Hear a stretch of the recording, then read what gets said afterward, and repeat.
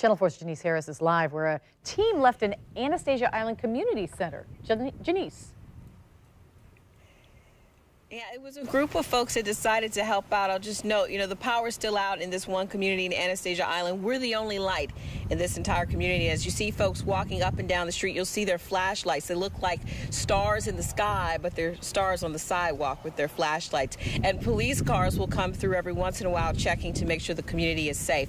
But yes, there was more support when the sun was still up. A community group came out to help folks, and they'll continue to do it for weekends to come for free.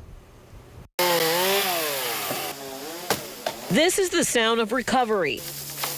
Just 48 hours ago, Anastasia Island was hit by Hurricane Matthew. Now, at Davis Shores, this deck destroyed. We're told it was built this year.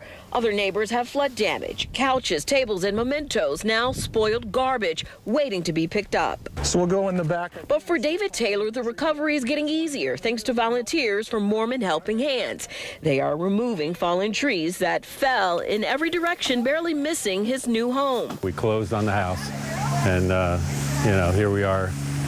A week and a half later, doing a good cleanup with these guys. I can't thank them enough. People can call in work orders that they need, and we coordinate a large network all over Florida of volunteers that will be coming in over the next few weekends, and we can actually create work orders, which we're acting on today. At the EOC, phones have been ringing nonstop, first for questions about evacuating, now for questions on recovery. Today, St. Johns County met with FEMA. So far, the county is getting emergency assistance for debris pickup and emergency protection, but the county might need more help. Now we will review through our damage assessment process the other categories to try and bring a full presidential declaration.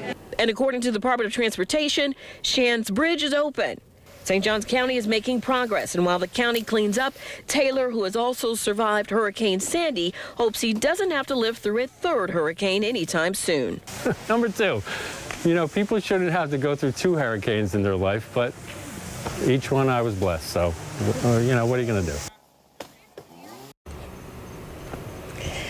Yes, he's already survived 2 hurricanes, and he hopes not to see a third anytime soon.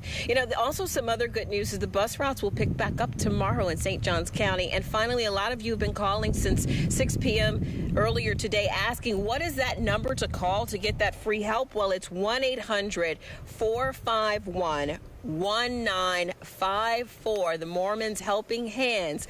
Glad to help you any weekend coming up for the next couple of weeks. Live in Anastasia Island, Janice Harris, Channel 4, the local station.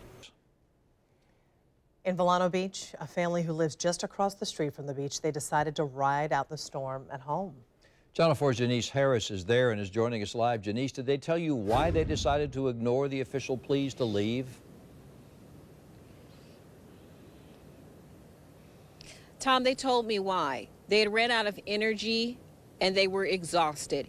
The family had lost a daughter. The family had lost the father. They had had a lot of tragic things happen to them. And by the time they heard about Hurricane Matthew, they just didn't have any more energy to move. They decided, the son and mother decided that if anything, they were going to stay in this home built by his father. And if they were going to die, they were going to die together. Tonight in St. Johns County, many still without power, blue and red lights lighting up the streets as police work into the night to make sure everyone stays safe. Home after home, no longer a safe place for families to live. This house tagged with the red X, marking it unsafe. But one family is making the best of this horrible situation, making a bonfire from the debris that flew into their front yard. I stayed here. It was my mom's choice, and captain's got to go down with his boat, I was born in this house. This has been a tough year for this family. Almost a year ago to the day, he lost his sister. A couple of years before that, his father, and his mother was attacked by a shark. When Hurricane Matthew came, they had no fight left in them and decided to stay. And I just wouldn't want to be anywhere else but here with my mama and with my cousin and my family. And one of the things that we were reporting on the news constantly was that folks need to leave because it was catastrophic. So there was a chance that you could have stayed. It could have stayed a category 4. We would die. Yeah. And you I would understand want to that? die with my mom. Their lives were spared, their homes safe. A happy ending for this family, but for so many others, they will have to start over again.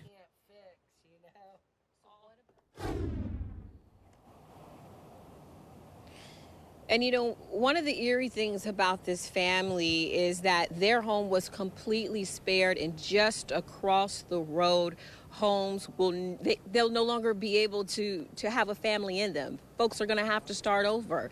So this family says they're without power, but tonight they're having a bonfire, and so many things were brought into their yard from the storm, from Hurricane Matthew, from the strong waves, including all of this stuff from off of the beach that literally they just have posted here. They're going to clean it up at some point. But tonight, the son and mother just grateful to be alive. And also, as far as the assessment for other homes in this community, that will continue up and down the road on A1A in Vilano Beach. Janice Harris, Channel 4, the local station.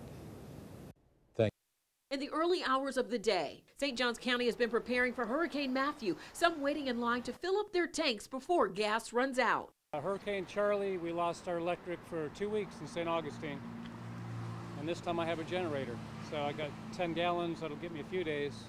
We'll see. And that preparation intensified when a mandatory evacuation was announced this afternoon. Residents in the coastal area of St. Johns County from Ponte Vedra Beach to Summerhaven and those who live off of the St. Johns River must evacuate beginning at 6 a.m. Thursday. Residents to be prepared for the hurricane effects from Matthew, including power outages, trees down, water over our roadways. So we ask that they proceed with caution throughout our community. As Hurricane Matthew looms, tourists have been taking some last-minute tours in, while business owners boarded up for the day. A popular carousel particularly dismantled and mounted down. The hope is that the winds won't blow it away.